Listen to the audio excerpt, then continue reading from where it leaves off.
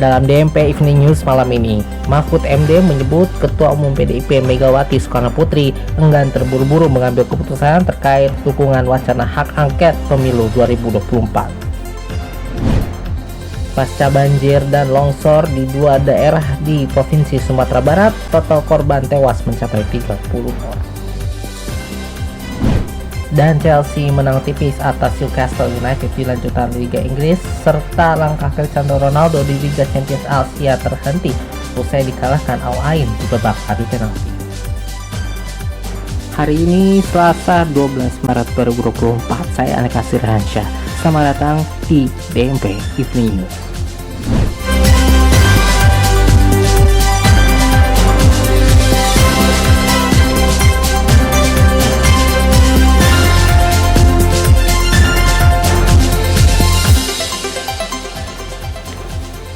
Calon Wakil Presiden nomor urut 3 Mahfud MD menyatakan Ketua Umum Partai Demokrasi Indonesia Perjuangan atau PDIP Megawati Soekarnoputri enggan terburu-buru mengambil keputusan terkait desakan untuk mendukung wacana hak angket terkait pelaksanaan pemilu 2024. Ditemui oleh awak media di saat mengunjungi kediaman budayawan Budet Kartarejasa di Bantul, Yogyakarta pada Senin 11 Maret lalu, Mahfud menyebut bahwa Megawati masih mempertimbangkan berbagai hal sebelum mengambil keputusan terkait wacana hak angket, termasuk dinamika yang akan terjadi sambil menunggu pelantikan Presiden dan Wakil Presiden baru pada Oktober 2024 mendatang. Mahfud juga mengatakan Megawati masih memperhitungkan berbagai dampak politik jika mendukung hak angket terkait pelaksanaan pemilu 2024. Diberitakan sebelumnya wacana pengajuan hak angket yang diwacanakan oleh sejumlah partai politik yang mendukung calon presiden nomor urut 1 Anies Baswedan dan capres nomor urut 3 Ganjar Pranowo. Wacana ini muncul setelah hasil pemilu menunjukkan pasangan calon nomor urut 2 Prabowo Subianto dan Gibran Rakabuming Raka unggul dalam proses hitung cepat atau quick count. Hingga saat ini, 4 partai politik yang terus menyuarakan penggunaan hak angket tersebut adalah PKS, Partai Nasdem, PKB, dan PDI Perjuangan. Wacana penggunaan hak angket sendiri disampaikan pertama kali oleh Ganjar Pranowo. Kemudian, Anies menyebutkan 3 parpol yang ada di belakangnya juga siap untuk mendukung usulan tersebut.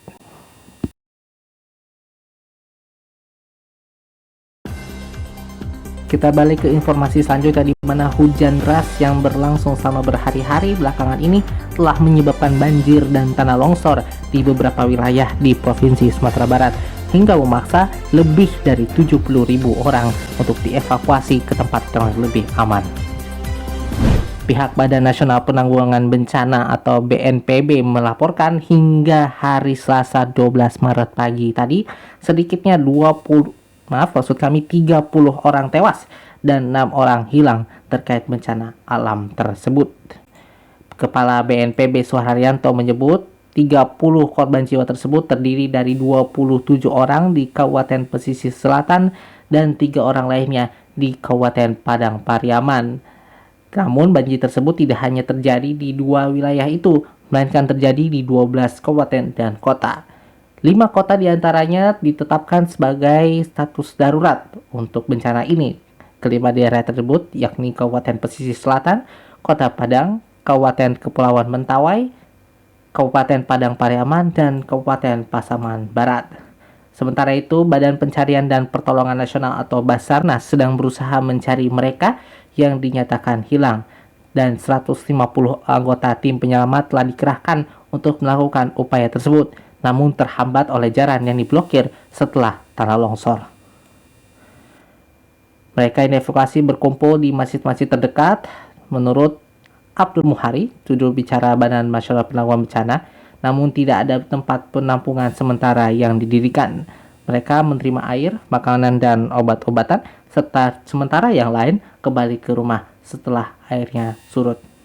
Hingga saat ini, sebagian besar wilayah di Padang masih terendam banjir dan jalan-jalan tertutup tanah longsor sepanjang 50 meter di wilayah Padang Pariaman.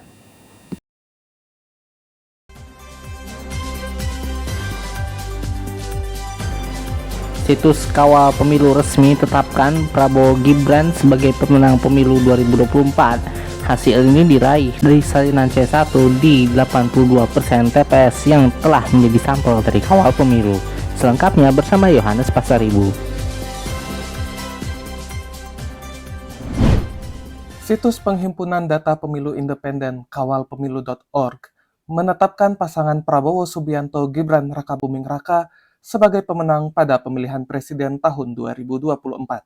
Pasangan nomor urut 2 itu unggul dengan raihan suara 58,48%, mengalahkan pasangan Anies Baswedan Muhaimin Iskandar dengan 25,05% suara dan Ganjar Pranowo Mahfud MD dengan 16,51% suara. Kawal Pemilu berhasil menghimpun salinan formulir C1 dari 677.000 TPS atau setara dengan 82,27% dari jumlah TPS di seluruh Indonesia. Jumlah ini menurun jauh dibandingkan capaian TPS pada tahun 2019 yang mencapai 98,7% TPS. Di sisi lain, jumlah partisipan yang mengunggah salinan C1 secara mandiri mengalami peningkatan. Setelah tidak mencapai 20% pada tahun 2019, jumlah responden meningkat menjadi 32,9% pada tahun ini. Namun demikian, Kawal Pemilu meyakini bahwa persentase suara yang belum masuk tidak akan mempengaruhi hasil akhir secara signifikan, sehingga Kawal Pemilu secara resmi menyatakan kemenangan pada Prabowo Gibran. Sebagai informasi, kawalpemilu.org adalah situs penghimpunan data hasil nyata dalam pemilihan umum. Diinisiasi oleh Ainun Najib, Kawal Pemilu telah mengawal pemilihan umum pada tahun 2014, 2019, dan 2024. Situs ini hanya menghimpun salinan C1 dari seluruh TPS di Indonesia. Yohanes Pasaribu melaporkan untuk DNP News. Tim SAR gabungan resmi mengakhiri operasi penemuan pesawat Pilatus milik Smart Aviation. Tim berhasil menemukan black box dan awak pesawat yang jatuh di Pegunungan Binuang pada Jumat lalu.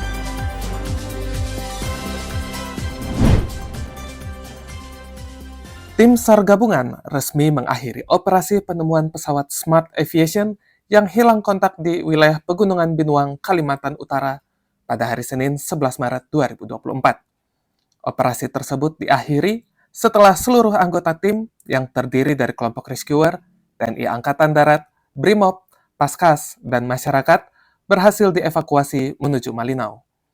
Selama 4 hari proses pencarian, tim SAR gabungan berhasil menemukan black box dari pesawat Pilatus milik Smart Aviation. Black box tersebut kemudian diserahkan kepada KNKT untuk mengetahui penyebab jatuhnya pesawat tersebut. Berikut pernyataan Dandim Malinau, Letkol Infanteri Alisun. Pada kesempatan ini sudah bisa kita lihat di depan, kita sudah temukan ada 2 alat, yaitu terkait dengan ILT, yang kedua adalah api box. Dan ini sangat diperlukan manakala terjadinya kecelakaan, karena disinilah rahasia bagaimana terjadinya kecelakaan ditemukan. Selain itu, tim berhasil mengevakuasi kedua awak pesawat, yaitu pilot Muhammad Yusuf Yusantika Kantohe dan teknisi Denny Sobali. Yusuf ditemukan oleh tim SAR dalam kondisi selamat, sementara Denny ditemukan dalam kondisi meninggal dunia. Jenazah Denny kemudian segera diterbangkan ke rumah duka di Pangandaran, Jawa Barat. Dilansir dari Kompas.com, sebuah pesawat jenis Pilatus Smart Aviation tipe PC-6 atau Pilatus Porter dengan registrasi PKSNE hilang kontak pada Jumat 8 Maret lalu. Pesawat tersebut memuat 583 kg sembako yang sedianya dibawa dari Bandara Tarakan menuju Nunukan, Kalimantan Utara. Yohanes Pasaribu melaporkan untuk DNP News.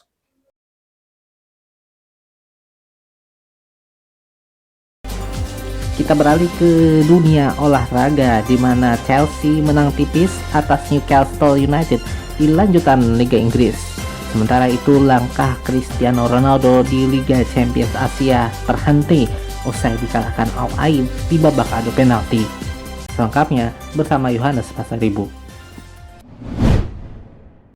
Chelsea menjamu Newcastle United pada lanjutan Liga Inggris Senin malam waktu setempat. Pasukan Mauricio Pochettino ini harus mendulang poin penuh demi menjaga asa ke Liga Eropa musim depan. Nicholas Jackson membuka keunggulan Chelsea saat laga berjalan 6 menit. Memanfaatkan umpan Cole Palmer, Jackson sukses menggetarkan gawang Newcastle. Namun keteledoran lini belakang The Blues membuat Alexander Isak mampu menyamakan kedudukan di akhir babak pertama. Di babak kedua, Cole Palmer mampu mengembalikan keunggulan Chelsea melalui gol di menit ke-58. Mikhailo Mudryk mempertebal keunggulan London Biru melalui gol apik di menit 76. Newcastle mendapat gol hiburan di akhir babak kedua melalui Jacob Murphy. Gol tersebut tak mampu mengubah keunggulan Chelsea hingga peluit panjang dibunyikan. Chelsea menang dengan skor 3-2. Sementara itu, di Liga Champions Asia, Al Nassr menjamu Al Ain di Al Al Park Senin malam. Cristiano Ronaldo dan kolega harus meraih keunggulan setelah kalah 0-1 di leg pertama.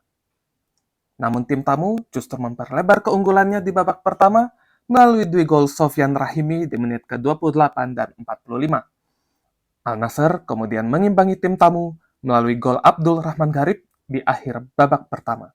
Gol bunuh diri Khalid Elsa di menit ke-51 dan Alex Telles di menit ke-72. Di babak perpanjangan waktu, Al Ain mampu memanfaatkan keunggulan jumlah pemain setelah Aiman Yahya diganjar kartu merah langsung. Sultan Al-Hamsi sukses menjebol gawang Al Nassr di menit 103 sebelum Cristiano Ronaldo membalas gol tersebut 15 menit kemudian. Memasuki babak adu penalti, Khalid Elsa menjadi momok bagi Al Nassr. Dari 4 eksekutor penalti dari tim tuan rumah, hanya Cristiano Ronaldo yang sukses menjebol gawang Al Ain, sementara ketiga eksekutor dari Al Ain mampu menjebol gawang Ragit Najar. Kalah 1-3 di babak adu penalti, Al Nassr harus merelakan langkahnya di Liga Champions Asia terhenti di tangan Al Ain. Di babak semifinal, Al Ain akan menghadapi tim senegara Al Nassr yang baru akan bertanding malam ini. Yohanes Pasaribu melaporkan untuk DNP News. Berita tersebut mengakhiri jumpa kita dalam DNP Evening News edisi Selasa 12 Maret 2024. Kritik dan saran bisa Anda sampaikan melalui email kami di redaksi online @dnpmedia.my.id. Saksikan terus DNP Evening News setiap Senin hingga Jumat pukul 10 malam selama bulan suci Ramadan di seluruh platform podcast kesayangan Anda di Spotify, Apple Podcast, Google Podcast, dan Noise. Dan saksikan juga di YouTube channel DNP Media. Saya Andika Rizky Rahansyah, terima kasih atas perhatian Anda. Selamat malam dan sampai jumpa.